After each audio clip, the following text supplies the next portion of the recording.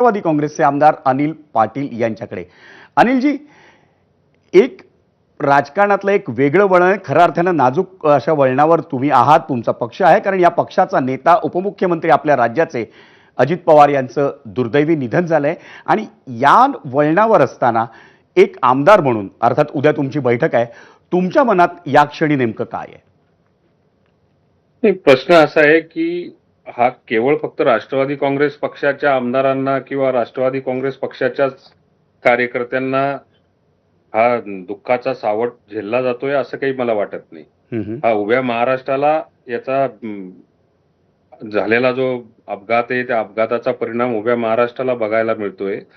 सर्व पक्षातल्या कार्यकर्त्यांना किंवा आम जनतेला सुद्धा त्याचा बघायला मिळतोय. आता ह्या परिस्थितीमधनं आम्ही कोणत्या प्रवासाने पुढे गेलं पाहिजे याच्या बाबतीमध्ये उद्या दिशा ठरेल. अर्थात उद्या दिशा ठरेल, उद्या त्यात तुम्ही बोलणार आहातच. पण मला